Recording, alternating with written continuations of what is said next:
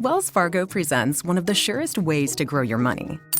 A Wells Fargo CD account, where you can earn a 5.00% annual percentage yield on an 11-month term with a minimum opening deposit of $5,000. Visit a Wells Fargo branch or wellsfargo.com/CD rates to open a CD account and start growing your savings with us. Wells Fargo Bank, N.A., member FDIC.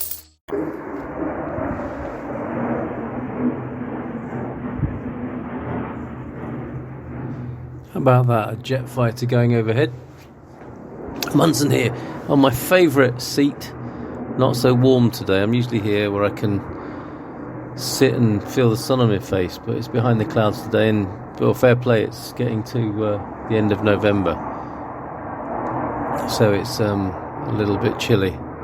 It's a hell of a racket, isn't it, for one person to make? Oh, I can see it now. The fighter jet. Well, that's what it is, isn't it? It's a killing machine going across the sky. Looks really exciting. And a massive racket made. Oh, it's just zooming up into the sky, curving back round. Wow. But you hear that bit of sonic booming.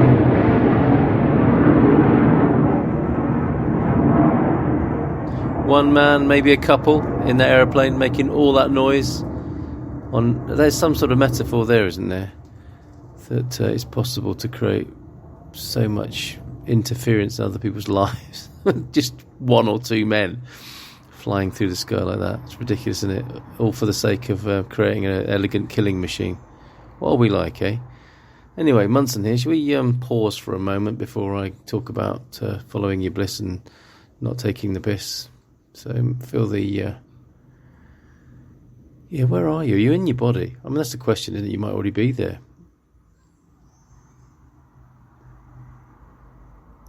Yeah, it's a good question. Do you have to adjust? Do you have to remember? Or are you there for much more of the time at the moment? I think I am. You know, it's definitely a relief to consciously come to stillness.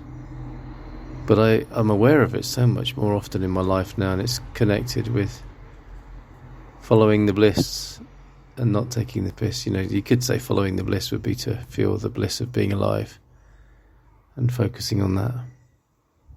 Perhaps the easiest way, but I think this whole phrase of following your bliss, is it Joseph Campbell who's blamed for that? Blamed for loads of people, New Agers, setting off on their journeys and neglecting everything else going on in their lives. And I've done that. If I think about the consequences of me putting my own needs first, dressed up as following my bliss, actually, you know, I've not got a problem with understanding our personal needs and getting them met. That too can save a lot of chaos. That's good management. But I think unconscious behaviour dressed up as following the bliss, that's the problem. And I know I've destroyed a couple of very good relationships, women I've loved dearly at one stage, but then managed to screw it up and convinced myself I didn't love them, or I loved something more than them in the chase, and the children from those relationships. You know, these are dreadful consequences, really. And I put my hand up to it. And age, time, whatever's caught up with me has helped me get a better view on that and become a bit more conscious about what I'm doing. And what to prioritise, what to put first, whether it's following the bliss or making my life work appropriately and correctly. And that's what I want to address and consider with you now. And how slack and lame it is to follow the bliss, the spiritual search, all that. I mean, presumably you know what I'm talking about. I don't know for sure, and you know my door is always open. It'll be good to talk, but I'm talking about the false notion, the faux search, following the bliss, And I suppose what else can you do? I mean, I don't regret what I did because that would be foolish. But I can see in retrospect it wasn't the wisest and most intelligent thing to do either at the same time. So what could be different? Not a lot. I can't change the past.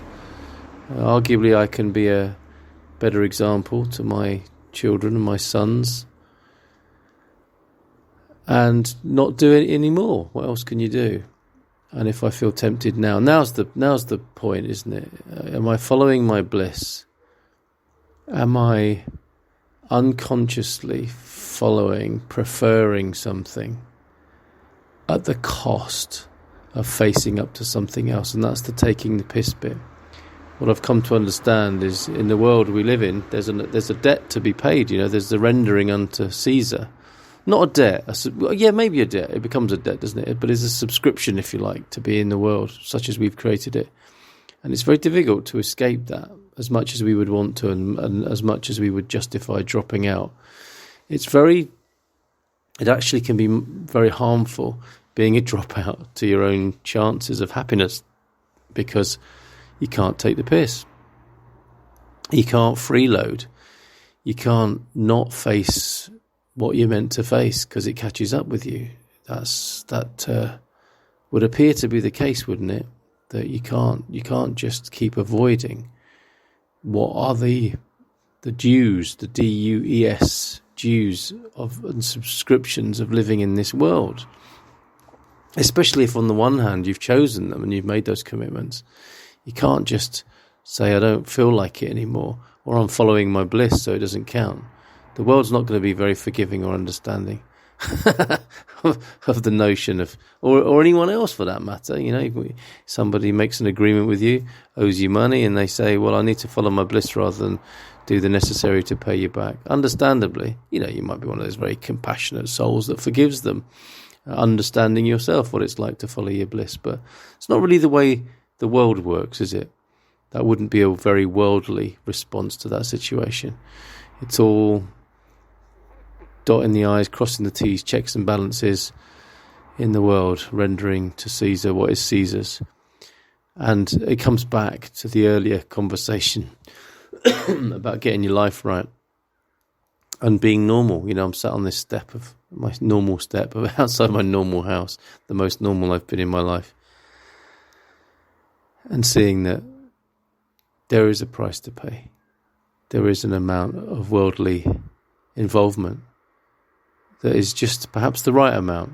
You don't want to get lost in this world, in this soulless, godless world, this idiotic world of man. You don't want to be lost in that, but you don't want to drop out of it because you can't. And you don't want to be pretending to drop out of it such that its drag on you becomes unbearable and distracting. It's a distraction to have people coming after you. I've done all of this. I've been bankrupt. I've ignored my worldly situation and commitments and responsibilities, hoping that I didn't even hope they would go away. I just turned a blind eye because I thought it was more important to be following my bliss and doing things of a more noble and spiritual nature. But I'm afraid to say, in retrospect, it doesn't work. And again, I don't regret it. I can't change it. And I see now that it's pointless and futile to avoid those things where some intelligence, some diligence, some attention to detail, a stitch in time that saves nine, that gives you a lack of drag in your life of all those. As much as we might pretend we're not worried about certain worldly responsibilities, it's there. It eats away. It catches up with us. And it's great to be able to live an elegant life where enough is given to Caesar and to the worldly commitments we've made. And we've made a worldly commitment, I think, just by being born into this world. And, you're lucky. Sometimes, if you're lucky, you're brought up in that until you're old enough to take over those responsibilities that your parents have been responsible for until you grow up. And then it's your turn. And there doesn't seem to be any escape from that. It's our karmic lot to be in this world and pay for the privilege and the dubious privilege that it is. But that said, you can't be in this world and enjoy the beauty, freedom and stillness that is transcendent beyond this world. You kind of have to be in it to win it, and you have to be in this world to win the truly spiritual prize. So I hope that makes some sense. Follow your bliss, by all means. Don't not follow your bliss, but don't follow your bliss whilst taking the piss and ignoring what we need to face up to and take care of. Nail it, take care of it, make it an elegant machine, make yourself an elegant worldly machine such that the challenges of the world are minimized in your life, so you're available, most of your consciousness is available for the full glory of life. Okay, round 2. Name something that's not boring. A laundry? Ooh, a book club. Computer solitaire, huh? Sorry, we were looking for Chumba Casino. That's right. ChumbaCasino.com has over 100 casino-style games. Join today and play for free for your chance to redeem some serious prizes.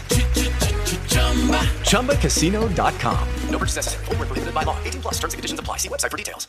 With the Lucky Land Slots, you can get lucky just about anywhere. This is your captain speaking. We've got clear runway and the weather's fine, but we're just going to circle up here a while and get lucky. No, nothing like that. It's just these cash prizes add up quick. So I suggest you sit back, keep your tray table upright, and start getting lucky. Play for free at LuckyLandSlots.com. Are you feeling lucky? No purchase necessary. Void where prohibited by law. 18+ terms and conditions apply. See website for details.